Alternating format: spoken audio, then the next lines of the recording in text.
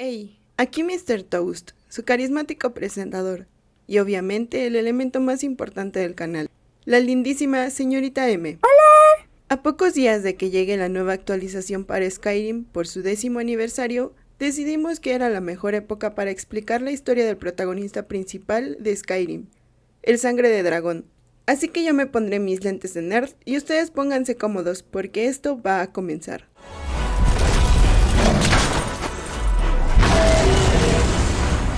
But there's one they fear. In their tongue, he's Dovahkiin, Dragonborn.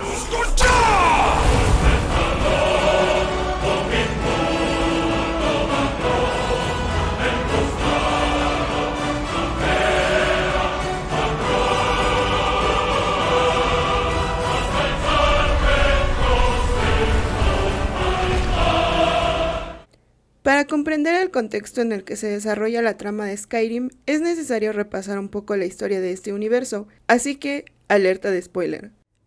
Todo comienza con Martin Septim destruyendo el amuleto de reyes y transformándose en el avatar de Akatosh, derrotando así a Mehrunes Dagon y terminando de una vez por todas con la crisis de Oblivion, dando así inicio a la Cuarta Era. ¿Qué tiene que ver esto con la historia de Skyrim, Mr. T?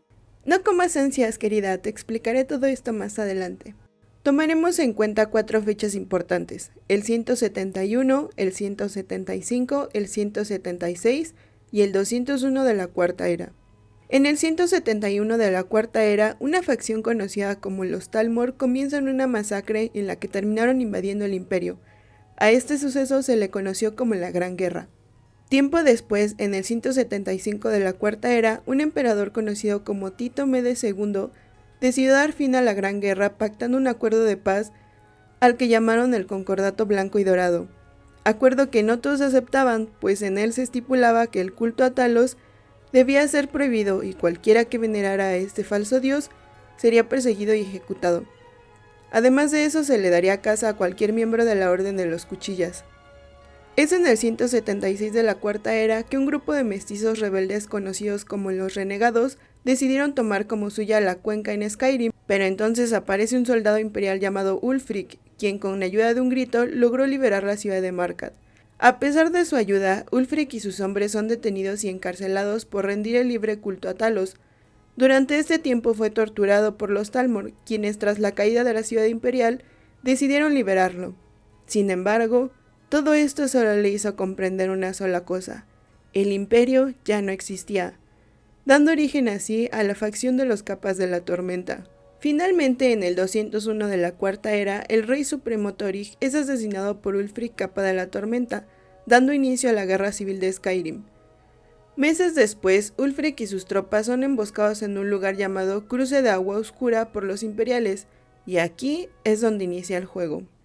Nuestro protagonista despierta en un carro que transportaba a otras personas y se da cuenta que todos ellos son prisioneros, ya que un soldado llamado Ralof le explica que lo atraparon junto con ellos al intentar cruzar de manera ilegal la frontera de Skyrim, y le dice que serán llevados de regreso a Helgen para ser ejecutados por los imperiales. A mi parecer, el protagonista parecía huir hacia Skyrim, no fuera de él, pero ya es especulación mía. Llegando a Helgen, y antes de ser ejecutados, vemos cómo Tulio y Ulfric tienen una pequeña conversación, que en resumen es todo lo que les conté anteriormente. Bueno, que estando a punto de ser ejecutado, ya sea por obra del destino, ¿o no? Llega un dragón, y tras lanzar un rugido ultra potente, todo comienza a destruirse, salvando así al protagonista. No sé ustedes, pero cuando lo volví a jugar no pude dejar de pensar que este dragón buscaba específicamente a alguien, o esa era la sensación que me daba. Aquí ya depende de la decisión que tomes a la hora de huir de Helgen, ya sea hacerlo con Hadvar o con Ralof. Yo escogí a Ralof, por supuesto. No me odien, pero le tomé más cariño a él que a Hadvar. Una vez a salvo, llegamos a este aserradero llamado Cauce Boscoso, en donde conocemos a la hermana de Ralof. Bueno, también depende ahí. En el caso de Hadvar sería Albor el Herrero, y los diálogos cambiarían también.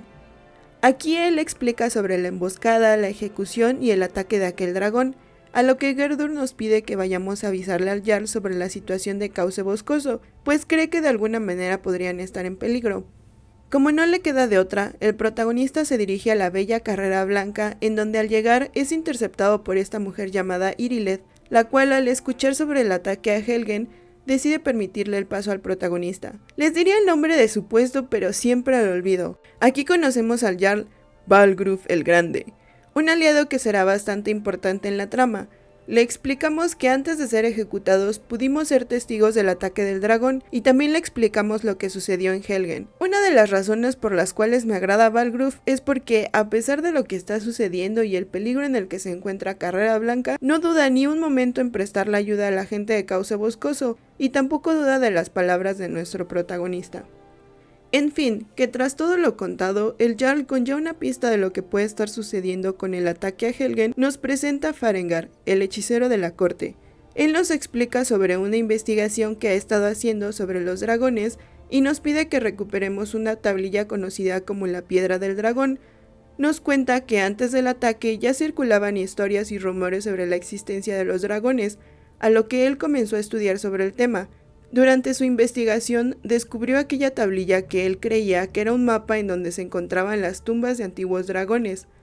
El lugar al que nos dirigimos se le conoce como el Túmulo de las Cataratas Lúgubres, un antiguo templo construido por nórdicos adoradores de dragones durante los tiempos de guerra entre estos seres y los nórdicos, y tengan mucho en cuenta esto. Una vez dentro de las ruinas nos encontramos con un bandido llamado Arvel, quien se encontraba atrapado en una red. Al liberarlo, recuperamos dos objetos, una garra dorada muy misteriosa y un diario. En este diario nos enteramos que aquella garra que había robado era una llave, que según la leyenda decía, con ella podría obtener el poder de los antiguos héroes nórdicos. Matamos a Draugrs y más Draugrs en el camino hasta llegar a la puerta, descubrimos la manera de cómo desbloquear la entrada y así podemos acceder a la tumba que nos mencionaba Farengar. Al llegar allí, nuestro protagonista logró comprender unas runas que yacían grabadas en aquel muro, y tras derrotar al Draugr supremo de la tumba, logra recuperar la piedra del dragón. No olviden devolverle la garra al pobre de Lucan Valerius. De regreso a la cuenca del dragón, nos encontramos con Farengar hablando con una mujer extraña sobre su investigación, y aquí nos damos cuenta que gracias a aquella extraña mujer, él supo en dónde se encontraba la piedra del dragón. Sin embargo, la reunión se ve interrumpida por Irileth, quien trae noticias sobre un nuevo avistamiento. Resulta que unos guardias lograron ver que un dragón estaba rondando las afueras de Carrera Blanca, pero solo se encontraba vigilando la zona, como si buscara a alguien, por lo que a petición del Jarl nos dirigimos hacia la atalaya este junto con el escuadrón de Irileth. Y es en este momento cuando conocemos a Mirmulnir, un dragón que según mis fuentes más confiables fue de los pocos sobrevivientes que quedaron de la guerra de los dragones. Luego de una dura batalla logramos asesinarlo, pero en ese momento sucede algo inesperado, y es que el protagonista absorbe el alma de Mirmulnir, que como consecuencia de esto, un nuevo poder surge. Un grito. Uno de los soldados dice esto, Está invocando el Thu'um. y muy sorprendido lo llama sangre de dragón, y le explica que en tiempos muy antiguos existieron personas que eran capaces de asesinar dragones y robarles su poder. La duda sobre quién o qué es aumenta cuando de regreso a Carrera Blanca surge un estruendo del cielo, unas voces que llamaban al Dovahkiin. Al llegar con Balgruuf le explicamos lo que sucedió en la atalaya y sobre el grito que realizamos después de haber derrotado a Mirmulnir. El Jarl, muy sorprendido, le dice al sangre de dragón que aquellas voces lo estaban invocando, y que estos eruditos eran mejor conocidos como los Barbas Grises. También le explica que aquello que hizo en la atalaya se le conoce como grito o Thu'um, y que era importante ir con ellos a un lugar llamado Alto Hrothgar. Y escuchen esto porque es súper importante. ¿No has oído ese sonido de truenos cuando volvías a Carrera Blanca? Era la voz de los Barbas Grises que te invocaban a Alto Hrothgar. Es algo que no ha sucedido en siglos. Desde que el mismísimo Tiber VII fue invocado, cuando aún era Talos de Admora.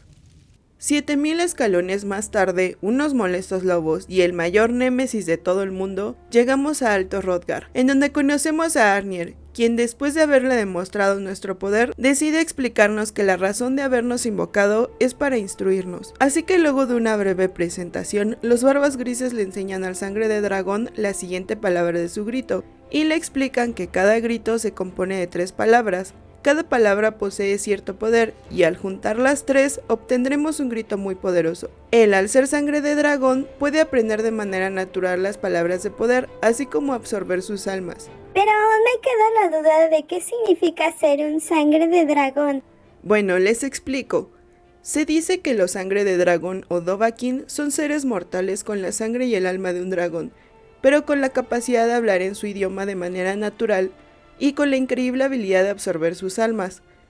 Según la leyenda, estos nacieron a partir de un pacto entre una mortal llamada Alesia y el dios del tiempo y de la creación conocido como Akatosh, creando así un amuleto que representaría la alianza entre dioses y mortales. Este contenía un pedazo del corazón de Akatosh y el alma bendecida de Alesia. Dicho amuleto serviría para mantener a las fuerzas Daedra dentro de Oblivion, para así evitar que destruyeran el mundo. ¿A dónde voy con todo esto? Pues resulta que solo aquellos con la sangre de dragón podían portar este amuleto, como aquellos descendientes de la dinastía Septim. Yo diría que tal vez es el mismísimo Akatosh el que elige a quién bendecir con el don, porque ser un rey no necesariamente implica tener poder político. Pero bueno, sigamos con la historia. Después de un pequeño entrenamiento de gritos, Arnir decide poner a prueba a nuestro protagonista, enviándolo a una antigua tumba nórdica llamada Unstergraf, en donde le encomiendan la misión de recuperar el cuerno del fundador de los Barbas Grises, llamado Jürgen, llamador del viento. Más tarde, al llegar a la tumba y con la ayuda de nuestros gritos, logramos pasar trampas, arañas congeladoras y todo eso hasta dar con el lugar en donde se encontraba el cuerno. Pero no había nada. En cambio, solo había una nota. Aquella nota tenía instrucciones sobre rentar un ático en la posada del gigante dormido para poder hablar con aquella persona que se había llevado el cuerno. Al llegar a Cauce Boscoso, somos atacados por unos sectarios que nos acusaban de ser falsos sangre de dragón. Pero como esto por el momento no tiene relevancia en la trama principal, seguimos adelante. Como era de esperarse, el rentar el desván solo era una clase de código para poder hablar con aquel amigo. Aquí conocemos a Delfin, quien después de entregarnos el dichoso cuerno, nos explica que ella ya sabía sobre nosotros debido a la prueba de los Barbas Grises. También nos explica que los dragones que han estado apareciendo no habían desaparecido como muchos creían, sino que estaban siendo resucitados. ¿Cómo sabe todo eso? Fácil, porque nosotros le llevamos la piedra de dragón. De esta manera logró deducir que el siguiente ataque sería en un lugar llamado Arboleda de Cains. Una vez allí nos damos cuenta que todo lo que decía Delfin era cierto, pues este dragón era el encargado de resucitar a los demás dragones. Parecía que de alguna manera él ya conocía al Dovahkiin, pero al darse cuenta de que nuestro protagonista no le entendía nada, se va muy ofendido, ordenándole al dragón conocido como Salognir asesinarlo. Obviamente el Dovahkiin no se iba a dejar y sin sudar ni una gota lo derrota. Gracias a esto se gana la confianza de Delfin, quien finalmente decide contarle la verdad. Resulta que Delfin es uno de los últimos miembros de la Orden de los Cuchillas, que es perseguida por la Orden de los Talmor. Todos estos años ella ha estado huyendo sin un propósito, pero ahora con la llegada del sangre de dragón, ella tiene un nuevo motivo para vivir, acabar con la tiranía de los dragones y servir al Dovahkiin. ¿Te preguntarás si es cierto lo que dice? Más adelante te lo explico. Ella llega a la conclusión de que los Talmor tienen algún tipo de conexión con todo lo ocurrido, ya que piensa que es curioso cómo debido al ataque en Helgen, Ulfric haya podido escapar, reanudando así la guerra. Y también el hecho de que el dragón de Helgen sea el mismo que haya resucitado a Salognir. Así es como concluye que la única manera de poder averiguar la verdad es entrando a la embajada Talmor, pero nos pide darle un tiempo para hacer un plan y reunirnos nuevamente en su posada. Mientras tanto regresamos a Alto Hrothgar para devolverle el cuerno a Arnir, y aquí recibimos la última palabra del grito de fuerza. Después de esto inicia la ceremonia de bienvenida, reconociéndolo oficialmente como el Dovahkiin. Les voy a dejar la traducción. Largo tiempo ha languidecido la corona de tormenta, sin un rey digno sobre el que posarse. Por nuestro aliento te la otorgamos hoy en nombre de Cain, en nombre de Sor y en nombre de la antigua Atmora. Ahora eres Ysmir, el dragón del norte. Escucha estas palabras con atención. ¿Qué tiene que ver el cuerno con el sangre de dragón? Bueno, te cuento. Jürgen, llamador del viento, fue un nórdico quien tras haber perdido una guerra se exilió hacia Skyrim, a un lugar llamado la Garganta del Mundo, para meditar así sobre la voz, desarrollando la filosofía conocida como el Camino de la Voz y fundando a los Barbas Grises. Espera, ¿entonces él era un sangre de dragón? ¿Los Barbas Grises también lo son? No, Resulta que hace miles de años la voz solo le pertenecía a Katosh y a sus dragones. Sin embargo, una diosa conocida como Kynareth decidió concederles este conocimiento a los mortales, principalmente a los nórdicos, quién sabe por qué, con el único motivo de venerar el cielo y a los dioses. A estos mortales que podían usar la voz se les conocía como lenguas. Sin embargo, para poder usar dicha voz se necesitaba del conocimiento transmitido por un dragón de verdad, y también se necesitaban muchos años de estudio y práctica. Jörgen, al darse cuenta que este don había sido usado de manera incorrecta en las guerras, decidió fundar su propia filosofía en la que la voz solo debería ser usada para encontrar el equilibrio y rendir tributo a los dioses, fundando el monasterio de Alto Hrothgar e instruyendo a otras lenguas, ahora conocidos como los Barbas Grises, para que así continuaran con su filosofía. Entonces, ¿este es el único sangre de dragón? ¿No pueden existir más? Respondiendo a tu pregunta, como dice Arnir, desde que Akatosh otorgase su don por primera vez a la humanidad, ha habido muchos. Otra cosa es que tú seas el único sangre de dragón de nuestra era. Eso no nos corresponde a nosotros averiguarlo. Eres el único que se me ha revelado hasta ahora. Eso es cuanto puedo contarte. Pero si tienes el DLC sabrás que en efecto no somos el único, pero sí el último, aunque esa ya es otra historia. En fin, que de regreso con Delphine, ella nos cuenta su plan para infiltrarnos en la embajada Talmor. Para eso debíamos hacernos pasar por un noble que asistiría como invitado a la fiesta de una Talmor llamada Elenwen. Un espía que ayuda a Delphine es quien nos ayudaría a colarnos, pero antes deberíamos hablar con él. Una vez en soledad presenciamos una ejecución. Ah sí, porque olvidé mencionarlo, pero Ulfric fue un discípulo de los Barbas Grises, y fue gracias a un grito, que suponemos que fue el de Fuerza Implacable, asesinó al rey supremo de Skyrim, Thorig. Este hombre de aquí lo dejó ir y bueno, ya saben el resto.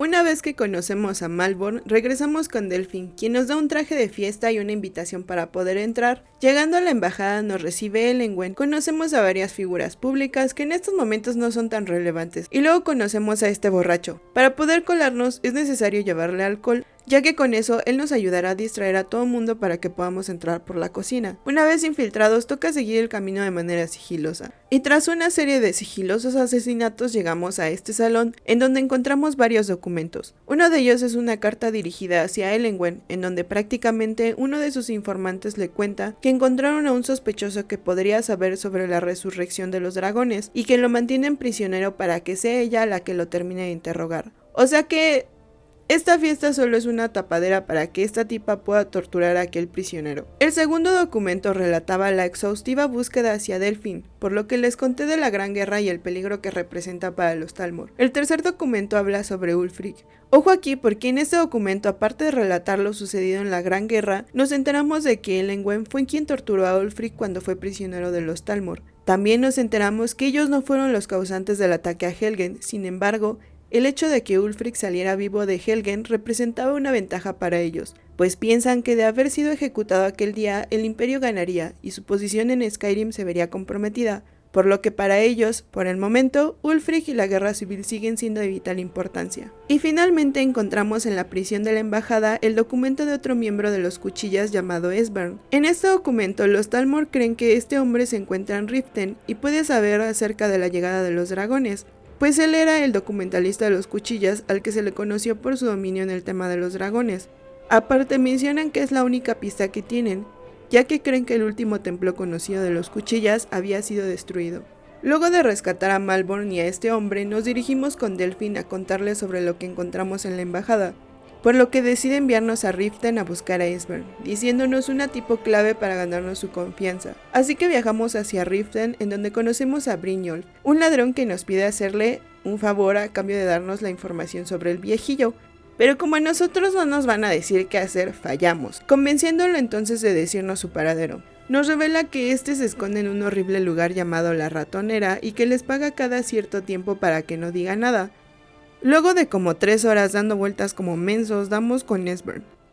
De verdad odio este lugar, no sé cómo lo hago, pero siempre me pierdo. En fin, que para convencerlo de hablar teníamos que usar la clave, el 30 de la helada. Gracias a eso logramos ganarnos su confianza. Y mientras el viejito paranoico abre la puerta, déjenme explicarles el significado de esta clave.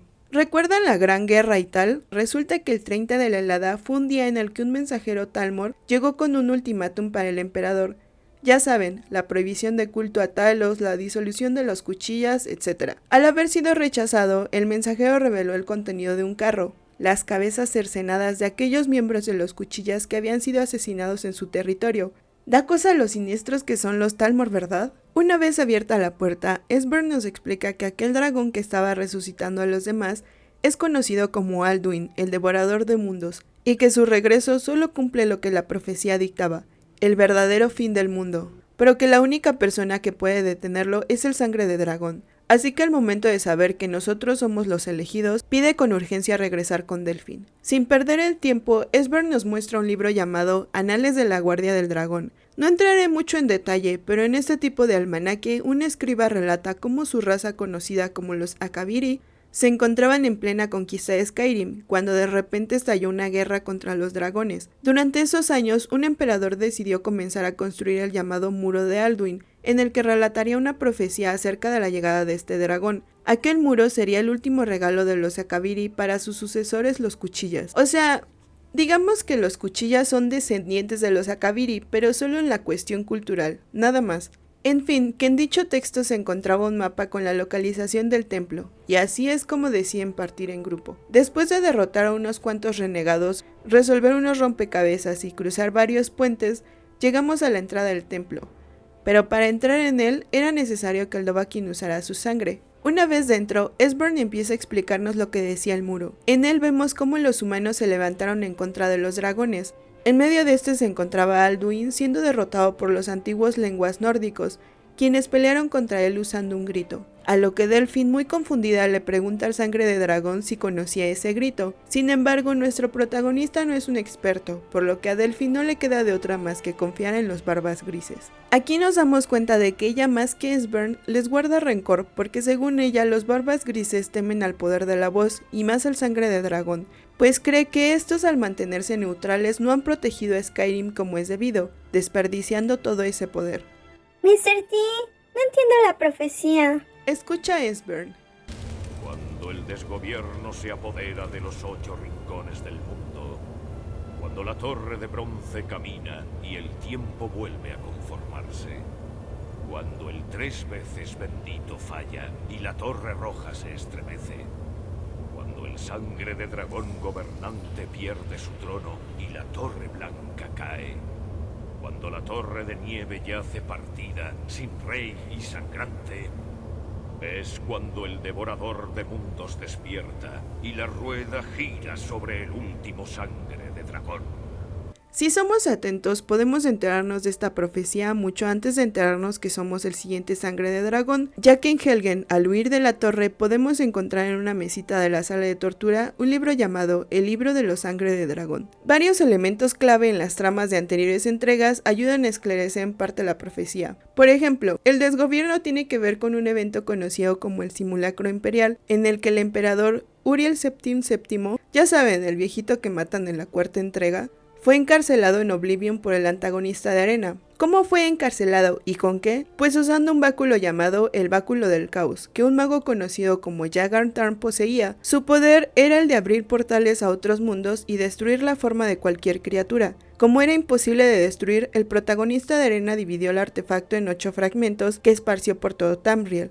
La torre de bronce se refiere al Numidium, un dios mecánico construido por un mago muy poderoso llamado Kagrenak, y que tenía como fuente de poder el corazón de Lorkhan, que gracias a la activación de este dios se dio lo que se conoce como una paradoja dragontina, o sea que las líneas del tiempo se ramificaron y varios eventos que no deberían suceder lo hicieron pero en otra línea temporal. El 3 veces bendito se refiere al tribunal y a los eventos después de este. Estos fueron un grupo de dioses mortales conformados por Vivec, Almalexia y Xotasil.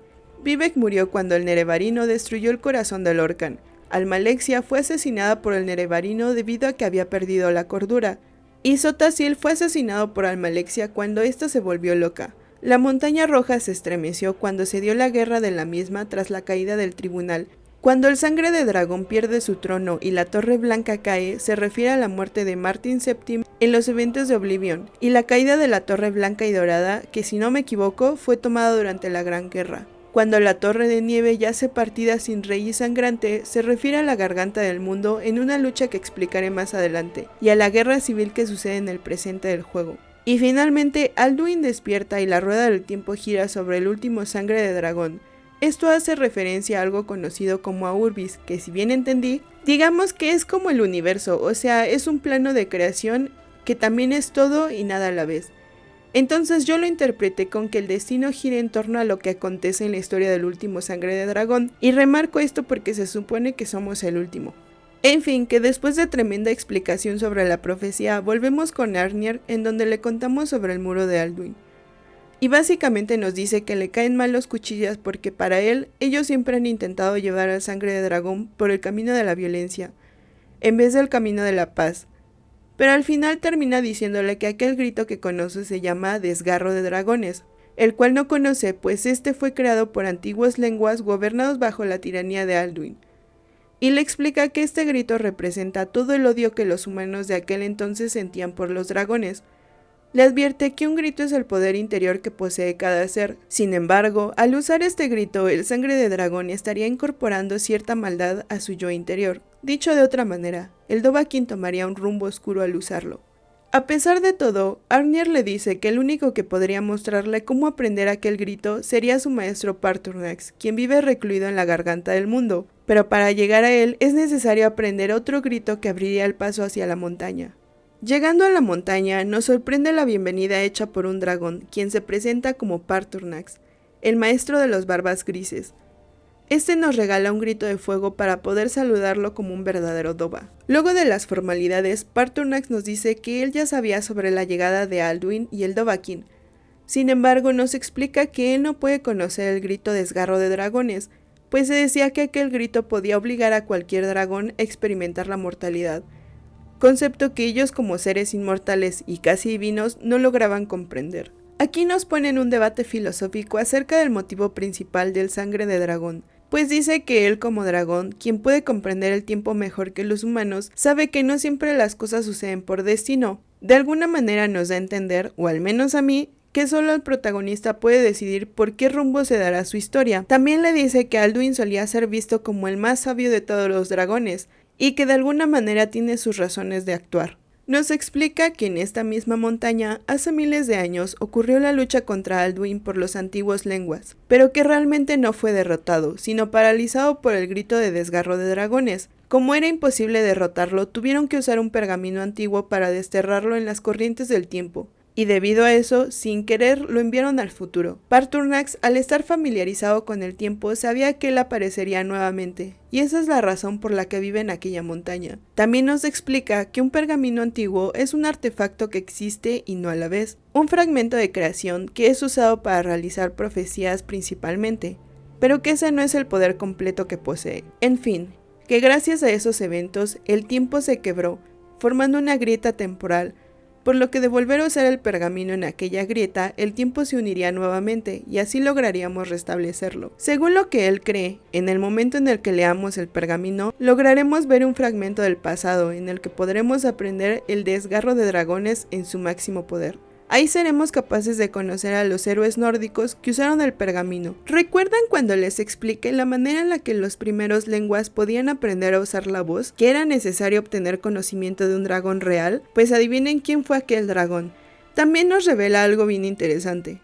Paarthurnax cree que los dragones, al ser hijos directos de Akatosh y estar familiarizados con las corrientes del tiempo, pueden ser de igual manera vulnerables a este, y que es por eso que los antiguos lenguas fueron capaces de desterrar a Alduin. También nos enteramos de que él en la Gran Guerra de los Dragones solía ser la mano derecha de Alduin, pero al ver su tiranía decidió traicionarlo junto a otros dragones. Sin embargo, los mortales no confiaban todavía en ellos, por lo que a pesar de todo decidieron darles caza. Luego de esa gran explicación, nos dice que desconoce el paradero del pergamino antiguo, por lo que toca preguntarle a Esbern o a Arnir. Aquí no importa si le preguntas a Arnir o a Esbern, porque ambos te dirán que no tienen ni idea de dónde encontrar el pergamino, que probablemente los magos en Hibernalia sepan dónde se encuentre. Así que nos dirigimos a Hibernalia, en donde conocemos a este viejo orco llamado Ura Groshuv, a quien le preguntamos sobre el pergamino. Nos dice que los pergaminos son tan poderosos que para leerlos es necesario tener una mente igual de poderosa, o de lo contrario caerían en la locura. Sin embargo, el precio por leerlos es perder la vista. Nos cuenta todo lo que les conté anteriormente, con la ligera explicación de que un pergamino es como una ventana en la que podemos ver el pasado, el presente o el futuro, dependiendo del pergamino, y que todo lo que nos muestra es la verdad,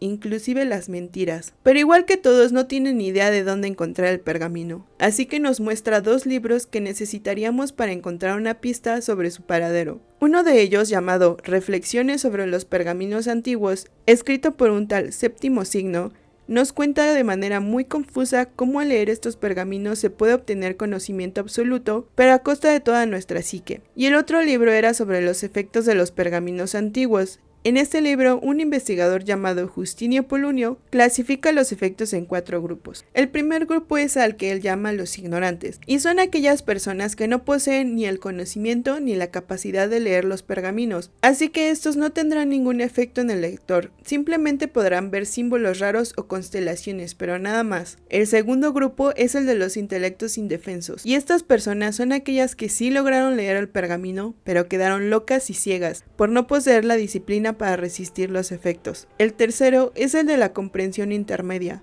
Este es en el que pertenecen aquellos individuos conocidos como los monjes polilla, y estos son capaces de leer los pergaminos sin quedarse ciegos o locos al instante. Sin embargo, su vista se ve afectada de manera progresiva con cada lectura que hacen. Y finalmente, el cuarto grupo es el conocido como la comprensión iluminada. Este grupo básicamente es conformado por ciertos monjes polilla quienes obtienen mucho conocimiento, pero en su última lectura quedan completamente ciegos. Y, spoiler alert, el Sangre de Dragón es inmune a todos estos efectos. En fin, que luego de leer esos libros, Urag le dice al protagonista que el autor de uno de ellos, llamado Séptimo Signo, se había ido al norte de Hibernalia a estudiar un artefacto Dwemer, pero desde entonces no sabía nada de él, así que ahora toca dirigirnos a la guarida de este señor. Aquí lo conocemos, y como obviamente quedó loquito por leer el pergamino, lo único que nos alcanza a explicar es que los Dwemer, una raza de elfos a los que se les conocía como enanos, lograron encontrar la manera de guardar uno de los pergaminos antiguos, y que lo único que nos pedía a cambio de la llave para abrir el artefacto era traerle otra cosa, pero eso tampoco se los explicaré porque ya es otra historia, y así nos envía al límite sombrío. Pero para llegar hasta allá es necesario pasar primero por unas ruinas Dwemer llamadas Alftan. Este lugar es mejor conocido por uno de los incidentes más tristes de todos. Se supone que un grupo de exploradores fueron en búsqueda de artefactos Dwemer a las ruinas de Alftan, pero todo terminó en tragedia. Como no es relevante para la historia del Sangre de Dragón, les dejaré el link en el video de mi archienemigo, el Gerber, quien explica a detalle los sucesos de esta expedición. Después de combatir a un centurión y a un par de locos, logramos entrar al límite sombrío, un lugar realmente precioso, aunque algo tenebroso, en donde después de combatir a un montón de falmers y esclavos de ellos, llegamos a esta esfera, que como dato curioso, y gracias nuevamente a la información del Gerber, si usamos el grito de fuerza implacable en ella, podremos invocar a un dragón de alto nivel llamado Vulturiol, que obvio es pan comido para el Sangre de Dragón. En fin, que luego de esa batalla logramos llegar a este lugar, y al usar el lexicon que nos dio Séptimo, resolvemos el rompecabezas, recuperando así el pergamino antiguo. Ya con el pergamino antiguo, volvemos con Paarthurnax, quien parecía temerle más al pergamino que a Alduin. Así que al leerlo, justo como nos decía Urag, Paarthurnax y Séptimo, este abre un portal temporal en donde presenciaríamos la batalla de los valientes lenguas que se enfrentaron a Alduin. Esta parte se las dejo para que vean cómo sucedió. Como si fuera un dragón inferior, nos supera. Por eso he traído el pergamino antiguo. Feldir, prometimos que no lo usaríamos. Yo no prometí nada. Y si estás en lo cierto, no lo Nos necesitaré. encargaremos de Alduin nosotros mismos, aquí y ahora. Pronto lo veremos. Se acercan. Que así sea.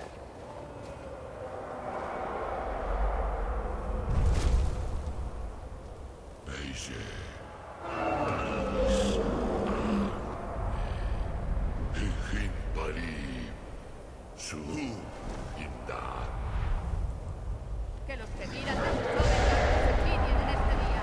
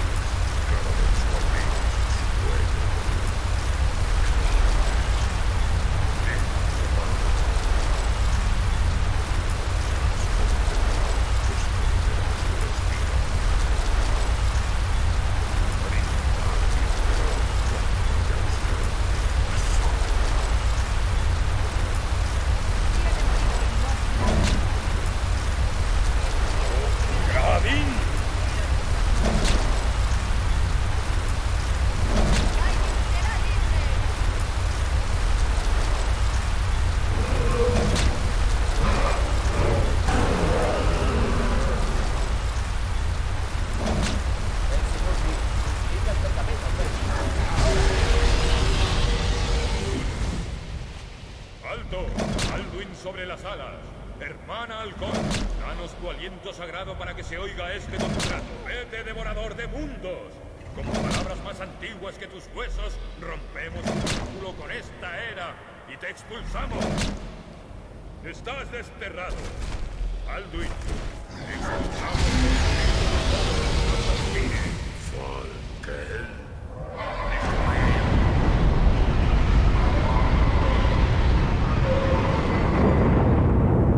¡estás desterrado! Ha funcionado.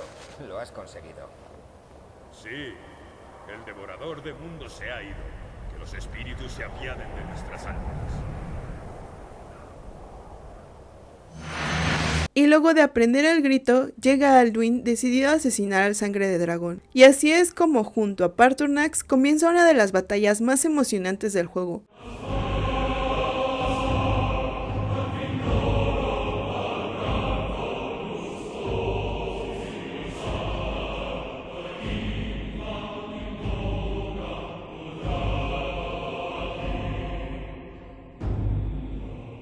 Malherido y casi derrotado, Alduin se retira de la garganta del mundo, amenazando al Sangre de Dragón por última vez con regresar. Después de aquella batalla, Paarthurnax nos dice que Alduin huyó hacia Sovngarde a devorar las almas de los muertos y así recuperarse. Digamos que Sovngarde es un tipo de Valhalla en donde los héroes y soldados que murieron en batalla viajan para celebrar un festín eterno. También le dice que gracias a esa victoria, los aliados de Alduin lograrán ver su debilidad y comenzarán a traicionarlo. Le explica que para llegar hasta Sovngarde es necesario atrapar a un dragón y hablar con él. ¿En dónde? Se preguntarán.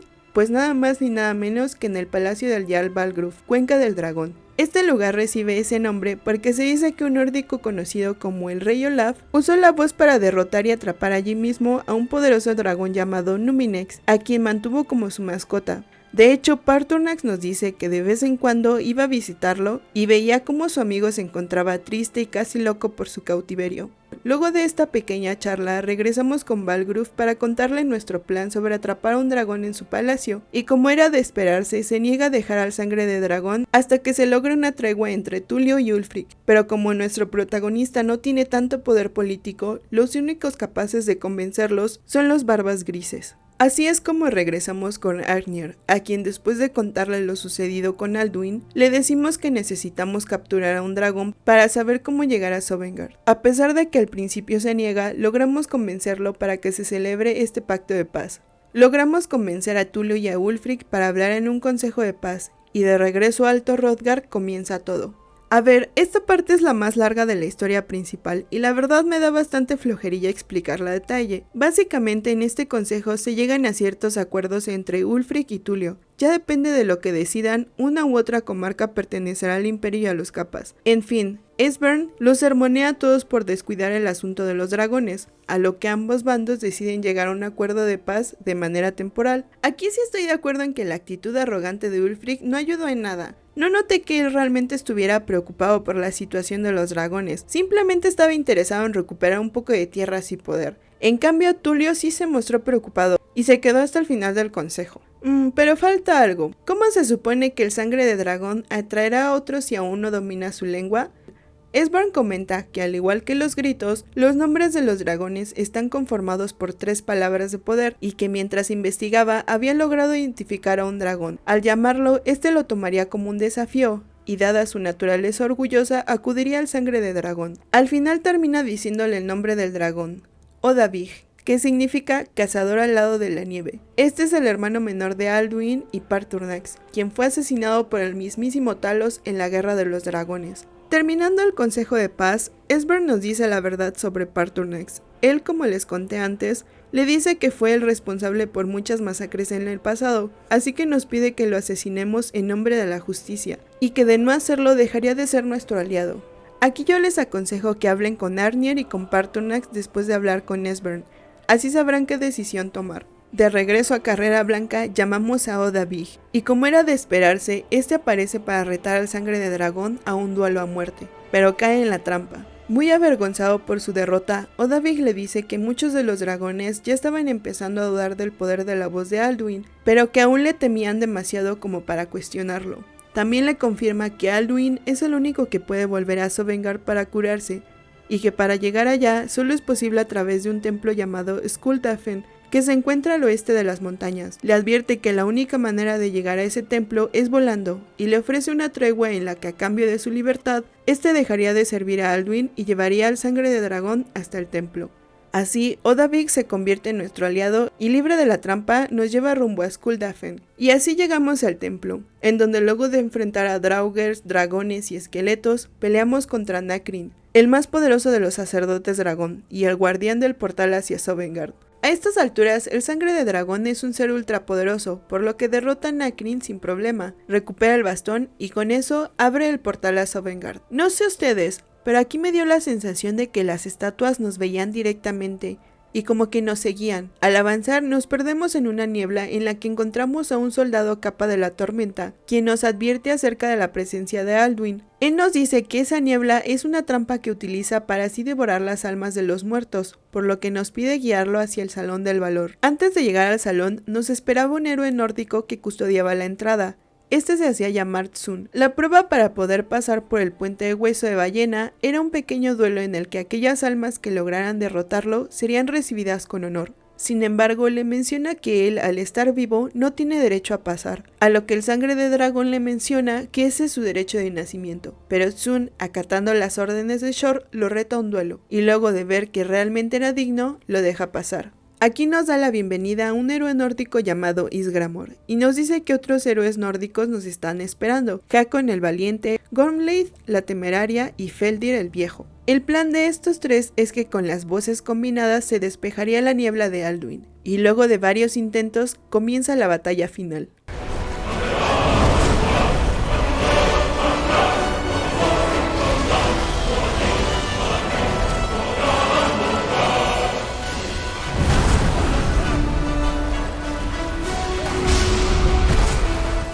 Sin fuerzas para pelear, Alduin finalmente es derrotado y muere, purificando a Sovngarde de su maldad.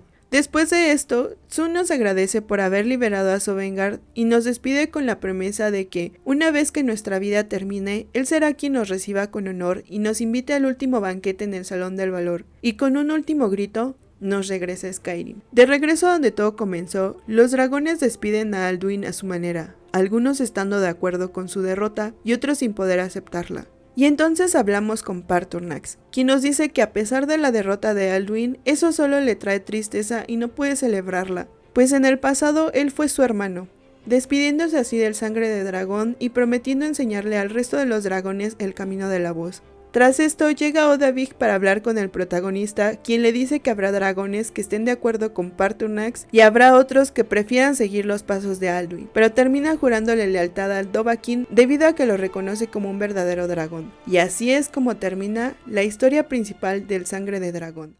Ahora toca dar nuestra opinión. Si bien Skyrim es amado por muchos jugadores y odiado por otros, no cabe duda de que este juego es una joya que no morirá en muchísimos años. Cada lugar, cada personaje y cada enemigo cuentan una historia. Y es que no importan las horas o la cantidad de partidas nuevas que empieces, siempre será una sensación distinta. Para algunos solo es un RPG largo con muchísimas misiones secundarias, pero para otros es un santuario repleto de paisajes en los que pueden perderse por horas. ¿Alduin merecía morir realmente? La verdad, eso para nosotros queda en duda. Tal vez se dejó llevar por el poder y quería destruirlo todo, pero ¿no se supone que al final ese era su papel en todo esto? Tal vez todo estaba destinado a destruirse y él tenía que ser quien terminara con esa tarea. Tal vez no muere en realidad. Puede que su alma solo se haya esparcido en varios fragmentos por las corrientes del tiempo, a donde pertenece. Una teoría que tenemos es que probablemente Alduin ya sabía lo que pasaría, y ya conocía el Sangre de Dragón. Es por eso que atacó Helgen, porque si recuerdan el principio del video, Alduin parecía buscar al Dovahkiin, pero solo es una teoría. Con respecto al final de Paarthurnax, una de las razones por las que no me gusta terminar la historia principal es porque empatizo mucho con él.